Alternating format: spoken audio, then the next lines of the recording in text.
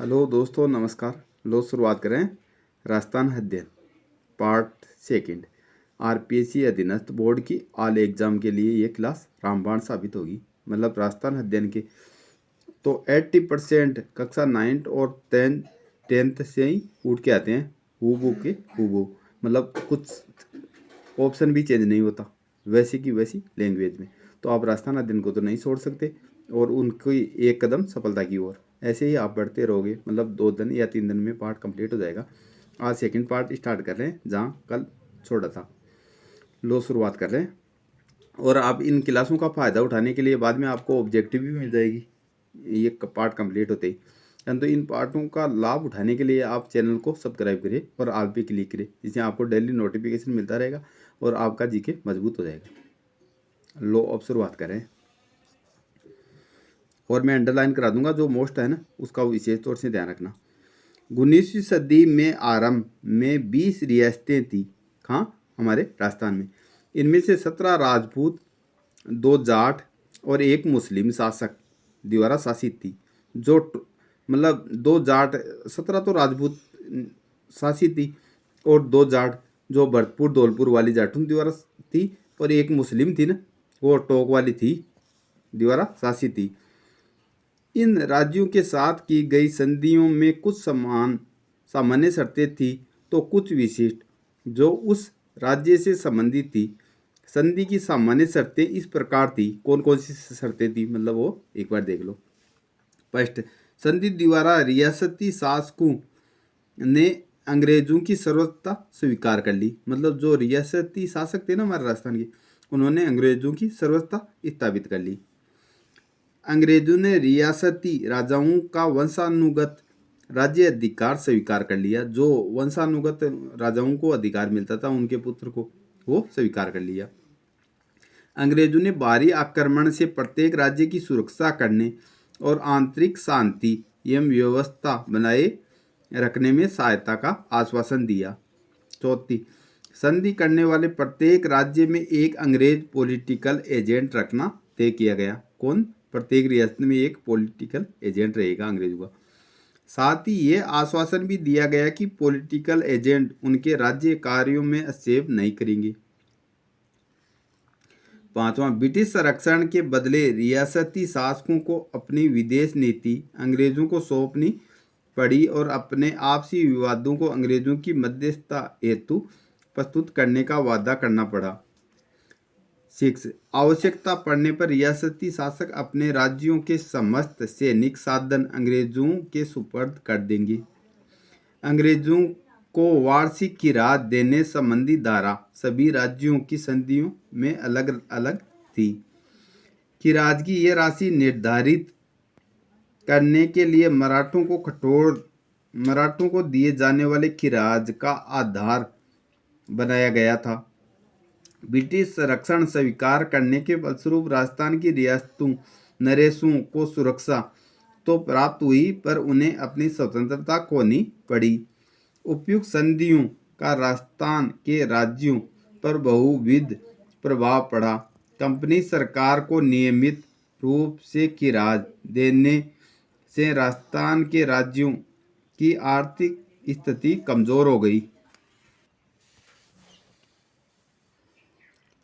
राज्यों की आर्थिक स्थिति कमजोर हो गई। पॉलिटिकल एजेंट राज्य में व्यवस्था बनाए रखने के नाम पर निरंतर हस्तक्षेप करने लगे।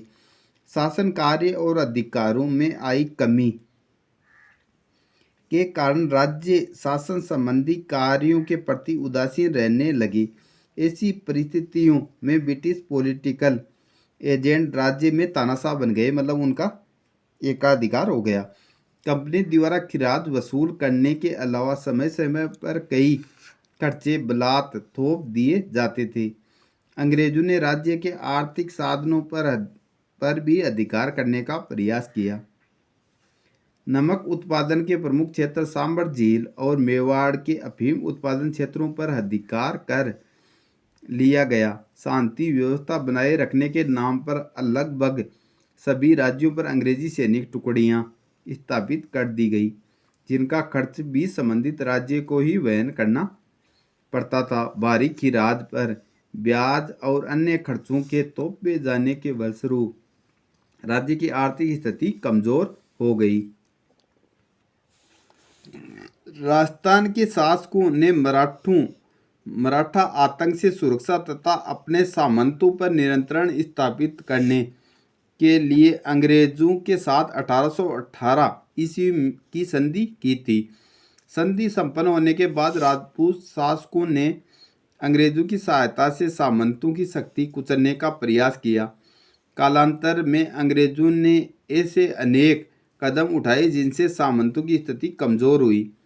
यथा सामंतों की सैनिक सेवा के बदले अब उनसे नगद रुपया वसूल करने का निश्चय किया गया। किसके द्वारा? अंग्रेजों के द्वारा।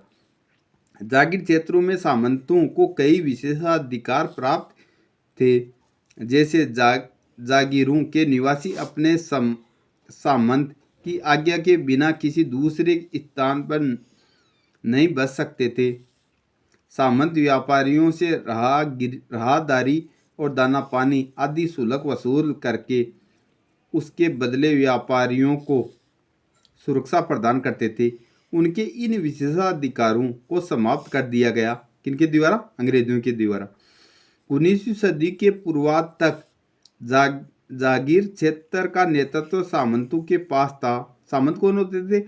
जो राजा के नीचे होते थे, जो मतलब अलग अलग इलाकों के सामंत होते थे। मतलब वो राजा को कर आदि इकट्ठा करके राजा का सहयोग करते थे। आज समाज में उनकी प्रतिष्ठा भी बढ़ी चढ़ी थी, किंतु 19वीं सदी के अंत तक जागीरी क्षेत्र के सामंतों के नेतृत्व में कमी आई। अंग्रेजों का हस्तक्षेप होने लगा तो सामंतों की जो शक्ति मिली हुई थी, प्रतिष्ठा, वो धीरे धीरे डाउन होने लगी। अब वे उतने प्रभावशाली नहीं रहे। अंग्रेजों ने डूंगरपुर के शासक जसवंत सिंह को गद्दी से हटाकर प्रतापगढ़ के शासक के पुत्र दलपत सिंह को वहां का शासक बना दिया। किसके शासक को? अंग्रेजों ने डूंगरपुर के शासक जसवंत सिंह को गद्दी से हटाकर प्रतापगढ़ के शासक के पुत्र दलपत सिंह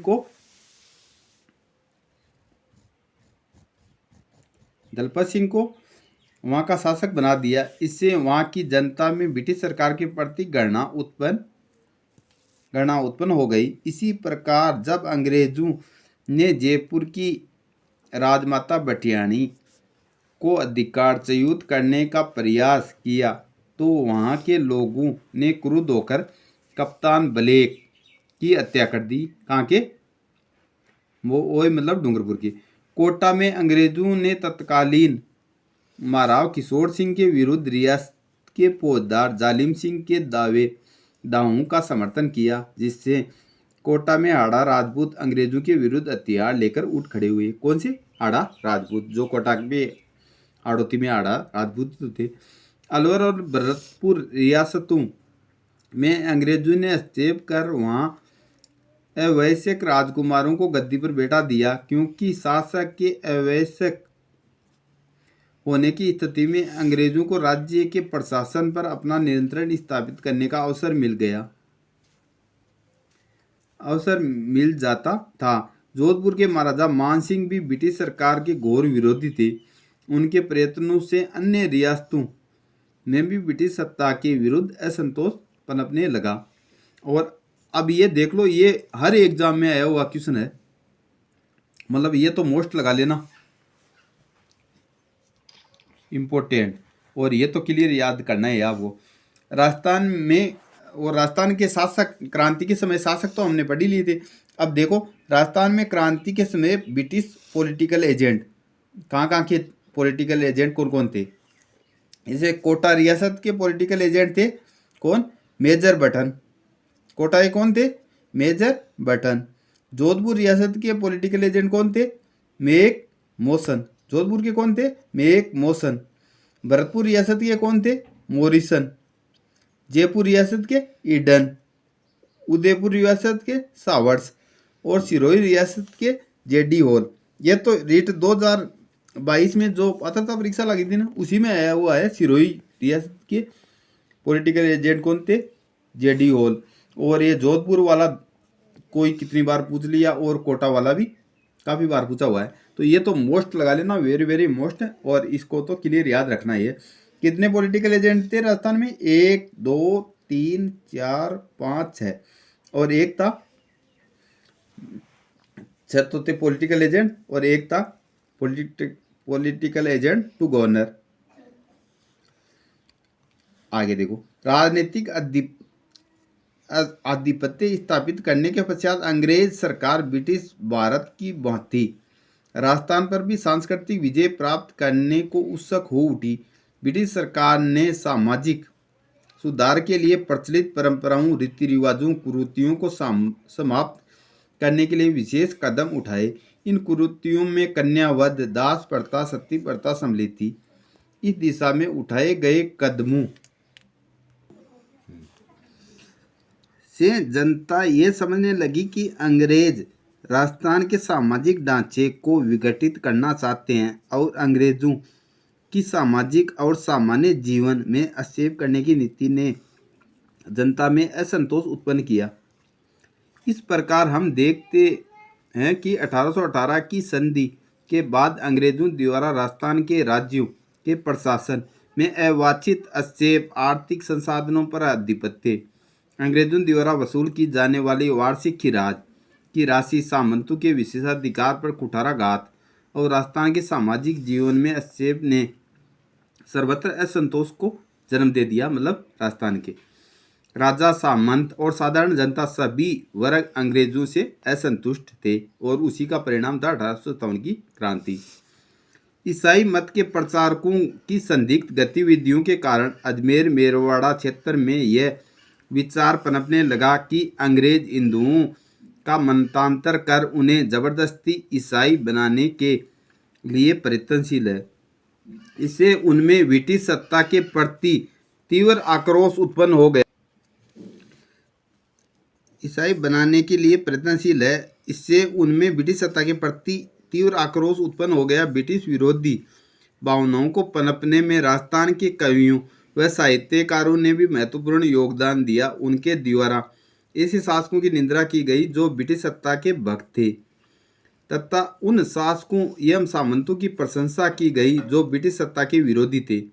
ऐसे कवियों में कवि बांकीदास, राघोदास, साधु गंगाजी तथा महाकवि सूर्यमल मिश्र आदि के नाम उल्लेखनीय है। इससे स्पष्ट है कि भारत में क्रांति प्रारंभ होने से पूर्व ही देशी रियासतों में ब्रिटिश सत्ता के विरुद्ध तीव्र असंतोष व्याप्त था। अब देखो आगे, सन 1857 की क्रांति आरंभ होने के समय राजस्थान में अंग्रेज सैनिकों की 6 छावनियाँ थी। कितनी छावनियाँ थी? 6 छावनियाँ थी। यह भी क्वेश्चन पूछा हुआ है। कौन कौन सी थी? नसीराबाद, नीमच, कौन सी? नसीराबाद, नीमच, देवड़ी, ब्यावर, एरनपुरा और खेरवाड़ा। कहाँ कहाँ थी? नसीराबाद और ब्यावर तो थी अजमेर में, नीमच थी एमपी में, देवड़ी थी टोंक में, एरनपुरा थी पाली में, और खेरवाड़ा थी उदयपुर में। इन सब छावनियों में लगभग 5000 सैनिक थे। कितने सैनिक थे 1857 की क्रांति के समय? 5000 सैनिक थे। किंतु किसी भी छावनी में कोई अंग्रेज सैनिक नहीं था, केवल 30 अंग्रेज अधिकारी थे। ये मोस्ट लगा लेना, कितने थे? 5000 सैनिक थे, जिनमें सारे टोटल सैनिक ही थे, भारतीय थे। मतलब अंग्रेज एक भी नहीं था सैनिक, और केवल 30 अंग्रेज अधिकारी थे इन 5000 में, 6 सैनिक छावनियों में। मेरठ में क्रांति होने की सूचना जैसे ही राजस्थान के एजीजी को प्राप्त हुई। 1857 की क्रांति के समय एजीजी कौन थे? जॉर्ज पैथिक लॉरेंस, और प्रथम कौन से? जो मिस्टर लोकेट प्रथम थे। और 1857 की क्रांति के समय कौन थे? George Pethick Lawrence.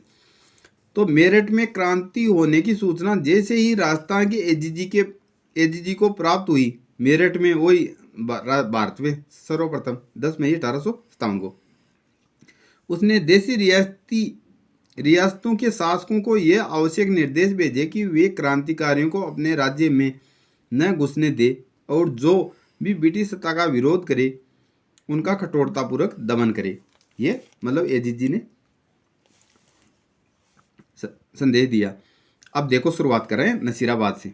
नसीराबाद में क्रांति। राजस्थान में क्रांति का सूत्रपात नसीराबाद सैनिक छावनी से हुआ। इसके निम्न कारण थे। कौन कौन से कारण थे? उस समय नसीराबाद में 15वीं और 30वीं बंगाल नेटिव इन्फेंट्री, भारतीय तोप खाने की सैनिक टुकड़ी तथा पहली बम्बई लार्स के सैनिक विद्यमान थे। कौन कौन से थे? 15वीं और 30वीं तो बंगाल नेटिव इन्फेंट्री और भारतीय तोप खाने की सैनिक टुकड़ी तथा पहली बम्बई लार्सर्स के सैनिक विद्यमान थे। मेरठ विद्रोह की सूचना से 15वीं नेटिव इन्फेंट्री के सैनिकों ने सोचा कि यह सारी कार्रवाई भारतीय सैनिकों को कुचलने के लिए की गई। किसके द्वारा सोचा गया? 15वीं बंगाल नेटिव इन्फेंट्री द्वारा। तोपें भी उनके विरुद्ध प्रयोग करने के लिए तैयार की गई, अतः उनमें विद्रोह की भावना जागृत हो गई। कुछ किसमें? 15वीं बंगाल नेटिव इन्फेंट्री में। सेकंड कारण, 15वीं बंगाल नेटिव इन्फेंट्री की एक टुकड़ी काफी समय से अजमेर शस्त्रागार की रक्षा कर रही थी। कौन सी? 15वीं बंगाल नेटिव इन्फेंट्री की अजमेर शस्त्रागार मतलब हथियारों की। संदेह के कारण उसे वहां से नसीराबाद भेज दिया। क्या? कहाँ से? अजमेर से नसीराबाद भेज दिया। किसको? 15वीं बंगाल नेटिव इन्फेंट्री को। इससे सैनिकों के मन में यह धारणा बन गई कि उन पर अविश्वास किया जा रहा है, अतः वे ब्रिटिश अधिकारियों से नाराज हो गए। कौन? 15वीं बंगाल नेटिव इन्फेंट्री के सैनिक।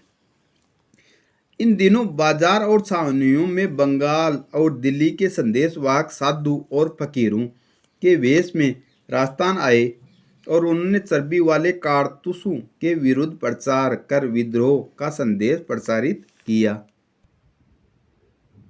भारतीय सैनिकों ने सोचा कि अंग्रेज उन्हें धोखे से ईसाई बनाना चाहते हैं। इस धार्मिक भावना के कारण भी उत्तेजना फैली। चौथा कारण, भारतीय सैनिकों पर नियंत्रण रखने के लिए बाहर से यूरोपीय सेना और कुछ तोपें मंगवाई गई।